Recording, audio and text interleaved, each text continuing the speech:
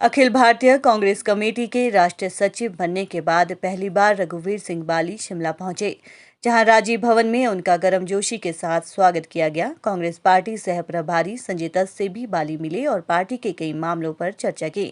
शिमला में मीडिया से बातचीत में आरएस बाली ने बताया कि सरकार कोरोना की स्थिति से निपटने के लिए असफल रही है। कोरोना के मरीजों को सरकार मूलभूत सुविधाएं तक मुहैया नहीं करवा पाई। यहां तक ऑक्सीमीटर जो कि गांव-गांव में होना चाहिए था, नहीं मिल पाया। सुविधाओं के अभाव में कई लोग दम तोड़ गए। हिमाचल के पॉजिटिविटी रेट देश ही नहीं पड़ोसी राज्यों के मुकाबले बहुत ज्यादा है। सरकार के कुप्रबंधन की वजह से लोगों को वैक्सीन तक नहीं मिल रही है, जबकि कांग्रेस पार्टी ने सांसें हैं तो संसार है जैसी मुहिम चलाकर गांव-गांव में कोरोना पीड़ितों को मदद पहुंचाने का काम किया। क्योंकि लोगों की जिंदगी पहले है, यदि जिंदगी रहेगी तभी संसार चलेगा। जनता महंगाई, बेरोजगारी और पेट्रोल डीजल की आसमान छूती कीमतों से त्रस्त है, लेकिन केंद्र सरकार हाथ पर हाथ धरे जनता पर अनावश्यक बोझ डाल रही है। कांग्रेस पार्टी एकजुट है और आने वाले वक्त में सरकार बनाएगी। जनता भाजपा सरकारों की जनविरोधी नीतियों से तंग आ चुकी है। राष्ट्रीय स्तर पे दायित्व जब भी आपको मिलता है, बहुत सारी जिम्मेवारी लेके आता है। तो एक तो जिम्मेवारी हुई है बहुत बड़ी, आपको राष्ट्रीय स्तर पे एक काम करने का मौका है और अब अलग प्रदेश में जाके काम करने का मौका है। पार्टी को किस तरह से आपने जो सीखा है अपने नौजवान जीवन से, एनएसयूआई से जो आप सीखते आए हैं, यूथ में सीखा है, अब बड़ी कांग्रेस में सेक्रेटरी बन के और प्रदेश का को इंचार्ज बन के आपको बहुत कुछ उन चीज़ों को, अनुभव को आगे और बहुत सारी चीज़ें और करने की ज़रूरत होती है। उसको करने में परिश्रम कर रहे हैं, काम कर रहे हैं। कोविड के दौर में सर प्रदेश सरकार के कार्य को किस तरीके से देखते हैं, क्या विफल रही है? देखिए, मैं ये ज़रूर बोलना चाहूँगा इसके लिए मुझे थोड़ा सा वक्त दीजिएगा। लोग परेशान हैं, हताश हैं, त्रस्त हैं।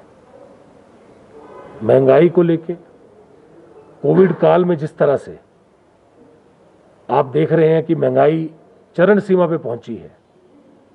आज आप सरसों का तेल ले लीजिए, आप अनाज ले लीजिए, आप पेट्रोल डीजल की कीमत ले लीजिए, आप रोज के जो साधन, जो लोग रोज आने की ज़िंदगी में, रोजमर्रा की ज़िंदगी में जीते हैं और उसके लिए जो चीज़ें उनके लिए अनिवार्य हैं जीने के लिए, वो सब चीज़ें महंगी हो गई हैं।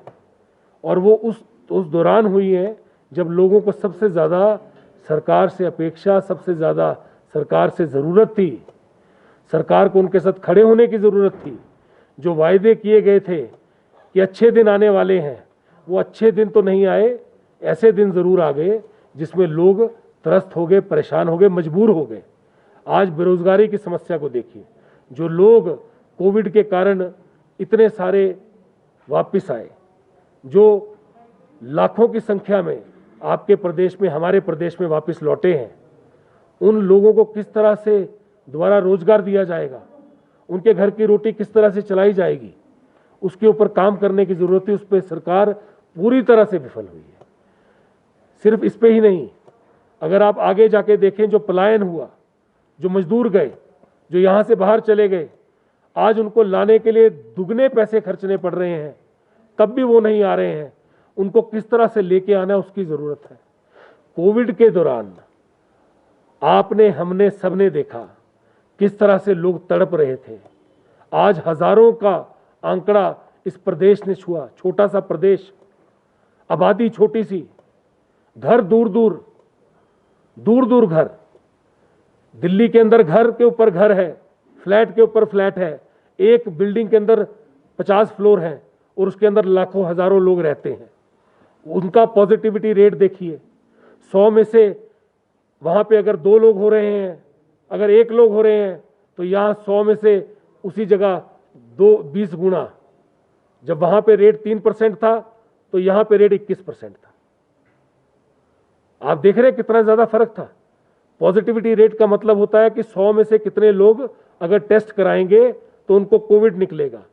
अगर आज से तकरीबन 10 दिन पहले 100 में से अगर 100 लोग टेस्ट कराते थे तो 21 लोग हिमाचल प्रदेश में पॉजिटिव निकलते थे, उतने ही दिल्ली के अंदर 3 निकलते थे, 7 लोग पंजाब में निकलते थे और उत्तराखंड जो कि एक हिल स्टेट है, हिमाचल की तरह भौगोलिक स्थिति है जिसकी, वहाँ पे 8 लोग निकलते थे। तो सरकार को सोचने की ज़रूरत है, इसके ऊपर काम करने की ज़रूरत है कि उत्तराखंड अगर 100 में से 8 लोग वहाँ पे निकलते थे, यहाँ पे 21 क्यों निकलते थे। ये उस टाइम की बात कर रहा हूँ मैं, जब कोविड के ऊपर पूरे देश ने नियंत्रण पा लिया, उसके ऊपर काम किया, उसके ऊपर उन्होंने मेहनत की, आप तब भी नहीं कर पाए।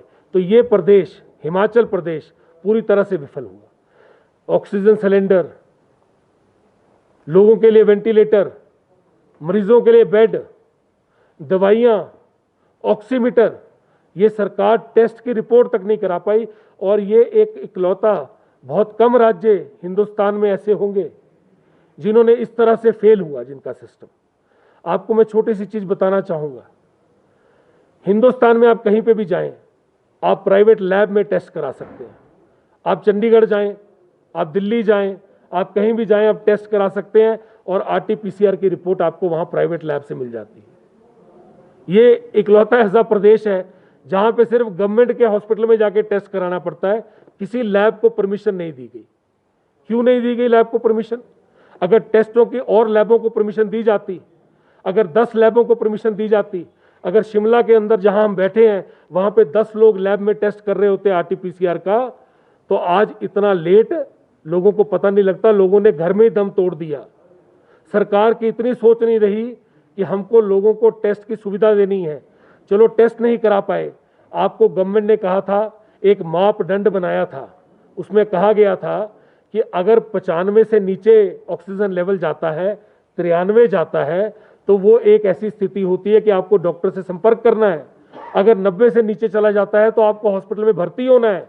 आपने ऑक्सीमीटर क्यों नहीं दिए? आपने लोगों को वो सुविधा क्यों नहीं दी जो आप दे सकते थे? आज कांग्रेस पार्टी इतना बड़ा मुहिम चला रही है, सांसें हैं तो संसार है के माध्यम से, जिसमें वो हर पंचायत में ऑक्सीमीटर दे रही है, ताकि अगर कोई ऐसी घटना दोबारा से पंचायत में हो तो उनके पास पंचायत में एक ऑक्सीमीटर हो, पंचायत में PP किट हो, पंचायत में मास्क हो, पंचायत के अंदर सैनिटाइजर हो, पंचायत के अंदर दवाइयाँ हो। हर पंचायत हिमाचल प्रदेश की, उसके अंदर एक किट पहुंचाई जा रही है, जिस किट का नाम है सांसें हैं तो संसार है।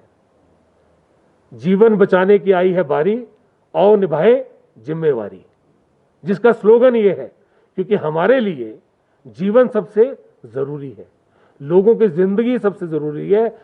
आप सबकी जिंदगी, हम लोगों की जिंदगी, अगर ये जिंदगी होगी तो आगे कुछ चलेगा, अगर जिंदगी नहीं होगी तो कुछ आगे नहीं चलेगा।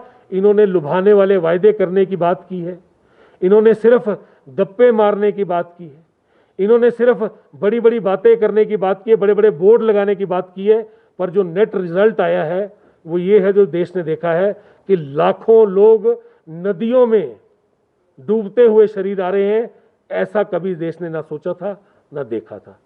कहीं ना कहीं सिर्फ ये सरकार नहीं, भारत की सरकार फेल हुई है। आज कोविड के इंजेक्शन लग रहे हैं और कोविड के इंजेक्शनों के अंदर आज इतनी बड़ी फेलियर हुआ है गवर्नमेंट का कि गवर्नमेंट के पास इंजेक्शन नहीं है, वैक्सीन नहीं है केंद्रों के अंदर लगाने के लिए। ये कितना बड़ा फेलियर है। और कोविड के इंजेक्शनों के जो पैसों के ऊपर इन्होंने, कभी कोई पैसे का कोई इंजेक्शन 1300 का लग रहा है, कहीं पे 1200 का लग रहा है, कहीं पे 1100 का लग रहा है और कहीं पे 1400 का लग रहा है। आपको पता है इस चीज का? मैं आपको बताता हूं थोड़ा डिटेल में।